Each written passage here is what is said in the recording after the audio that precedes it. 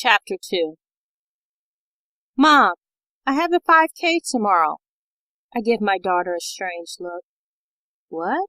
She takes this time to roll her eyes at my question. Mom, I mentioned the 5K earlier this week to you. She says this as if she's irritated with me. Touché. Explain to me what exactly a 5K is. She gives me a perplexed look. Do you know what the hell you signed yourself up for? She's still giving me the deer in headlights stare. Let me give you all a quick overview. My daughter is not athletic in no way, shape, or form. If shopping was an Olympic sport, my daughter would win the gold medal. She would win the silver if running to the Chinese nail salon was another sport in the Olympics.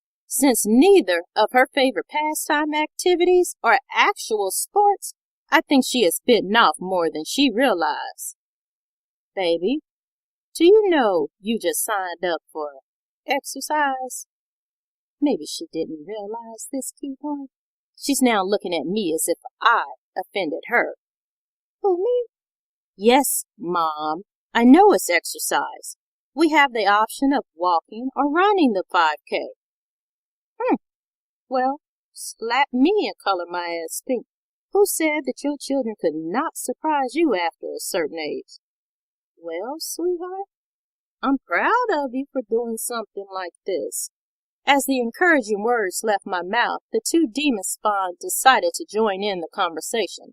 Howard is 14 years old, and he is my middle child / comedian. His personality is to please until you piss him off, and then he morphs into a child-sized David Banner. You wouldn't like me when I'm angry. Lakyla is my baby, and at 12, she is the typical younger child. Lakyla is actually taller than her older brother and just as tall as her older sister. She suffers from what I call the youngest child syndrome. She typically picks on the older kids and thinks her age will protect her from getting her ass kicked when she steps over the line one too many times. I recall getting a phone call at work, my baby girl in tears, saying that she just got into a fight with Touché.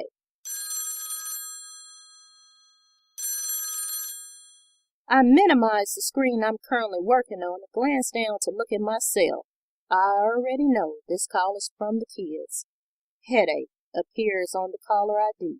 Yes, before you ask, I programmed my home phone number in my cell phone as headache. Because between 2:45 p.m.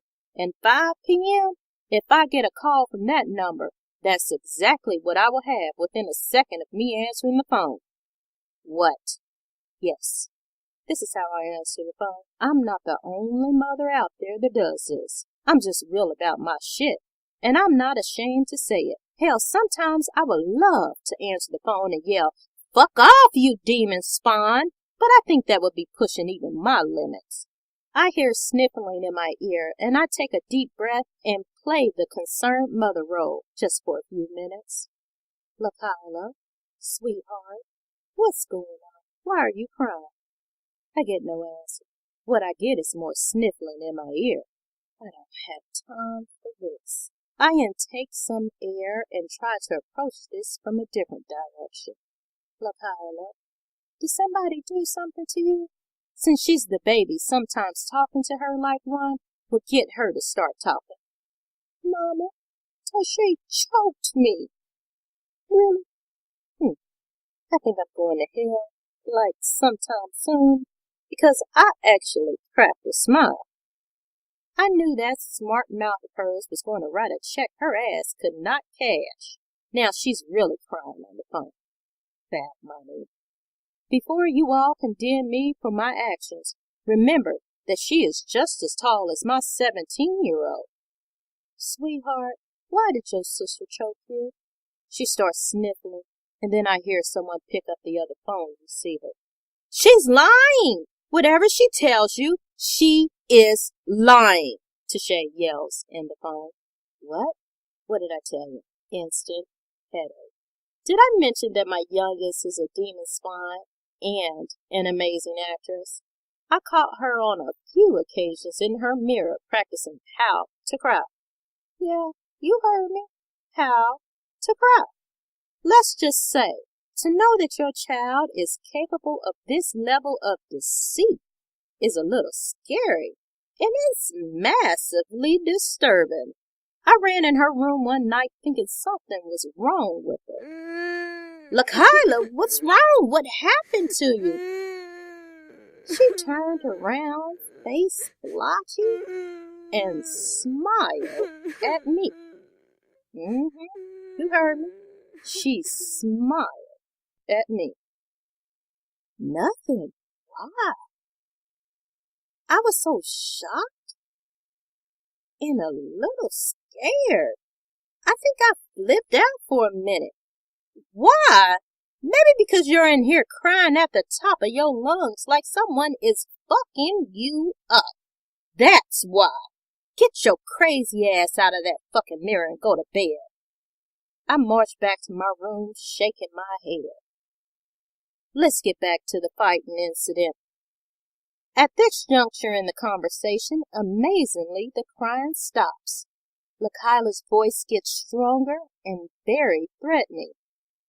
You better shut up. I'm not lying. Lakyla starts breathing hard on the line. Mama, she busts my lip. Tashay yells at me. This sort of surprised me. What? Yeah, I'm such a genius. You would think I would have better words in my vocabulary. Keep talking, and I'll bust your lip again. Yes, this is my sweet baby girl. At this time, she has manifested into her alter ego, Peaches. I told my poor naive husband when he was dishing out nicknames to our children when they were younger not to call her that. My exact words were, you fucking bastard, you just cursed her. Only whores and ghetto bitches go by the name Peaches. He laughed at me. He thought I was joking. O-M-fucking-G. He has created a ghetto Peaches. I hear clicking on the line, and my son joins in on the conversation. I might as well give up on working for a few minutes. Mama, Lakyla didn't do anything. Tashay just choked her. I take a deep breath and lean back in my super-duper reclining office chair. My poor son, if anything, before he leaves my house and begins his life as a man, he will learn two vital pieces of information. Never be the middleman, and stay the fuck out of women's business. Howard, why the hell are you on the phone? He starts making these little grunting and exhaling noises. I could literally hear him thinking. He's not the sharpest tool in my toolbox, but by the time I get finished with him, he would be the most useful and sought-after tool around. What? I will take credit for his extraordinary choice of words. Take my word for it. This is a stalling technique. I use this particular technique all the time. Howard, were you in the room when they started fighting? And how many times do I have to tell you to stay out of their arguments? Answer me. My demand was met with silence. I know now he's kicking himself in the ass for jumping on this phone call. Mama, what did you just say? My son is really getting the hang of this stalling shit. Unfortunately, I don't have time to play these games with him. Were you in the room, Howard? I made sure I enunciated each word so that he could not mistake in any way the question that was asked of him. He takes in a slow breath. Well, he draws this one word out. I idly sit here and wonder how many other mothers have to go through this crap. Listen here, little boy. If you utter one more word other than the answers to my question, I will reach through this phone and snatch out your vocal cords. And if you take another breath instead of answering my question, I will reach back through this phone and snatch out your trachea and leave you gasping like a fish on dry land. Do you understand what I'm saying to you? I hear chuckling on the phone. It amazes me. Whenever I'm at my wit's end and I use a perfectly good threat, the kids take it as a joke. Yes, people, I threaten my kids all the time, but the threats fall on deaf ears. The kids laugh at me and ask if I mind if they use my threats on their arch enemies at school. I guess if I were in their shoes, I wouldn't take myself serious either. My children know when I'm actually pissed at them. I have a deadly glare that is accompanied with a finger point. I personally named this threat the "fuck with me if you want to." I have a saying that has the kids and my husband scattering like roaches when the lights are turned on. Today is not the fucking day. This saying is actually combined with the "fuck with me if you want to" glare. If I could, I would bottle this combination and sell it to parents all around the world. Hey, if these two threats can get a grown man to part like the Red Sea, just think of the wonders it does to children. Like I said, they all scatter. 1 minute they're all talking at the same time, arguing, pissing me off. Then bam, hit them with a combination, and I'm left alone for the rest of the night. Mom, don't get mad, okay? But, I have taken like 40 breaths so far because God made me to breathe. I think I would be like dead if I stopped breathing just because you're mad at me. Don't you think that's true? And I don't even know what a trachea is. Howard chuckles in my ear. I put my head down and shake it from side to side. Howard, you sure know how to take the lightning strikes and thunder out of a perfectly good threat. I exhale loudly. What do you mean you don't know what a trachea is? Haven't you taken health class? What the fuck are they teaching you? I'm calling up to that school tomorrow to ask them how the hell a 14-year-old doesn't know what a trachea is. Either they're not teaching you or you're clowning around in class. Let me tell you one thing, son. If you're clowning around, you will be staying for tutoring after school. You don't know what a trachea is. What kind of school is this? And the big fucking hallelujah question is, why the hell am I paying taxes if they are not teaching you the simple shit like what a trachea is? I failed to point out that I'm his parent, and I could have taught him this shit myself, but today we'll blame it on the school. Do you even know what vocal cords are? Yeah, they're going to hear from me tomorrow. This is some straight up bull. My kids are laughing at me at this point. In our home, we take school pretty serious, especially when it comes to Howard's education. My son has a learning disability, and he will not be left behind. Not on my watch. I noticed something wasn't all the way right with my son when he entered kindergarten. Houston, we have a problem. Parents, you know when something is wrong with your child, especially if little Johnny is in the corner eating crayons, babbling to himself, and eating lint balls. No, this is not a phase. This is not cute. This is what I call a major effing problem. Little Johnny isn't playing with a full deck of cards, ladies and gentlemen. As a parent, you have to be truthful with yourself and admit, this girl don't have all this nuts. Houston, we have a problem. This ship is not clear for takeoff. No, I would not allow them to hold my son back. Yes, I was on the school district's ass like white on rice. I'm the living incarnate of a mama bear when it comes to my cubs. At first, they kept telling me they did not have testing for children in the kindergarten, and he needed to repeat his grade. What you talking about, Willis? There would be no lint balls and crayon eating for this particular child of mine. I don't think so. Not my son.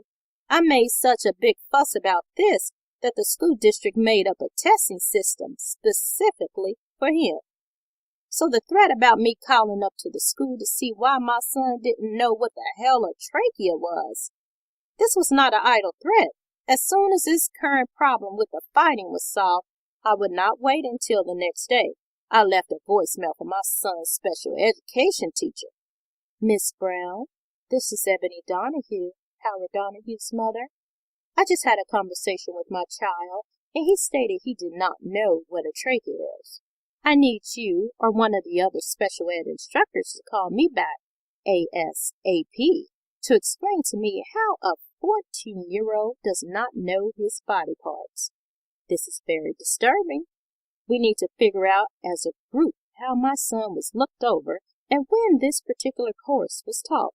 As I explained to you and the instructors that came before you, my son will not be left behind or taught only the bare minimum to get by.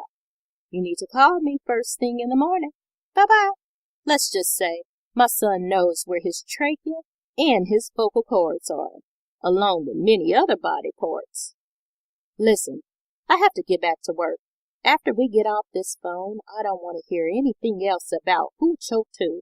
I really don't care at this point. I take in a quick breath and sit up in my chair.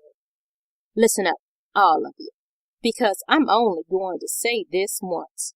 Tashay, you're not on punishment. It sounds like LaKyla threw the first punch, and I commend you as a big sister for not beating her ass. LaKyla, you should be glad you only got choked. Tashay has a good 100 pounds on you. Your lesson for today is pick on somebody your own size. And if you choose not to chalk this up as a lesson, well, congratulations. You just survived your first heavyweight bout. LaKyla, sweetheart, you might be just as tall as your sister, but she showed extraordinary restraint because she could have beaten your ass. Howard, if I have to remind you yet again to stay out of the middle of two women arguing, it's going to be me and you, son. Let me tell you, this is one heavyweight fight you don't want a part in. I take in another deep breath. Any questions? Silence.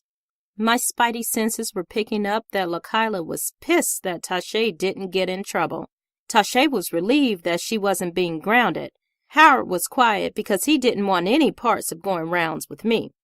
All right, kids. I have to get back to work. Make sure your chores are done. I love you all, and I'll see you when I get home. I hang up the phone and maximize the screen on my desk to what I was working on. Well, I was really shopping online, and after refereeing the kids' fight, I believe I earned the sweater I was ogling before the kids called. Just before I could hit the button to submit my order, I received another call, this time from my husband.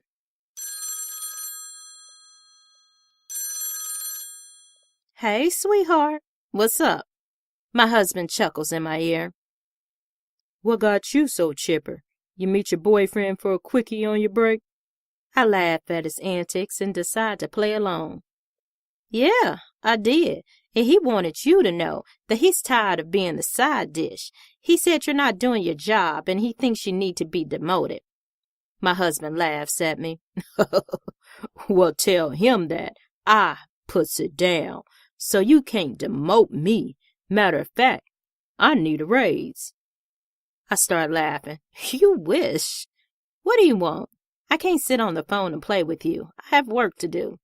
My husband really starts laughing. Bullshit. I'm calling your boss because I know you're not working. You're probably ordering some shit online. He knows me so well. I hit the submit button to complete my purchase. Well, Sherlock, you are correct. He chuckles and clears his throat. Hey, I got a voicemail from LaKyla saying Tashay choked her? What's going on? I sit there and shake my head. You know what? I hate repeating myself. I will explain to you like I explained to all the kids. LaKyla has bitten off more than she can chew this time. She is the same height as Tashay, minus a few pounds. So I'll call that fight EVEN. End of story. I have talked to them and everything is cool now. He stays quiet for a while. Well, Maybe I'll talk to them when I get home. Maybe you should leave well enough alone. Well, they shouldn't be fighting. They are sisters. They're not supposed to be fighting. He is so exhausting. Red, I can tell you're your mother's only child. Brothers and sisters fight all the time. I don't need you giving them any of your screwed up advice. Like the time Howard was being bullied, and you told him if he sees the bully to turn and go the opposite direction. He ended up getting numerous detentions for arriving to his classes late. It wasn't your advice that helped him out of that situation, was it? No, I don't think so. After sitting Howard down, after he used your stupid-ass advice for a number of weeks that caused him to get his lip busted, I had to lay it down for him, and he eagerly picked up what I was putting down. I must say, my advice worked like a charm. Throughout my rant, my husband stayed silent, because in his heart, he agreed with me. He just doesn't want to give me the satisfaction of agreeing. But that's okay. Little does he know, the silence is agreement enough. Men, when will they learn? If you come in this house fucked up again, if you get one more detention that causes me to have to wake up at the crack of dawn's early as to drop you off at school, I'm beating your ass, son. So you need to make an important decision here. Either you get fucked up by me, or you get fucked up by the bully. You need to think very, very hard on this, son, and make the right decision for YOU. The only way to stop a bully is to show him that you will not be intimidated. My son looks at me with something close to anticipation in his eyes. You mean you want me to fight? I look my son in the eyes. No, son. I want you to fuck that little bastard up. Red, other than them being sisters, they are two girls. Were you not taught not to involve yourself in the middle of two females arguing? My husband huffs at me over the phone. What the fuck are you talking about, Ebony? Didn't I tell you? He's exhausting. I'm going to call your mom and explain to her where she went wrong with teaching you to stay out of girls' arguments. If I was a teacher, she would get a big fat fucking F in her ability to train you the correct way of staying out of shit. You, my dear, will also receive an F on your grade card of life because you suck in giving the kids advice. Fuck you! My husband childishly yells at me and hangs up in my face. Well, maybe, just maybe, he got upset about the mother comment? I honestly don't have a clue. And at this point, hell, I really don't care. As long as he doesn't give fucked up advice to my kids anymore, we are cool beans in my book. That, my friend, is a quick view into my life. Isn't it fantastic?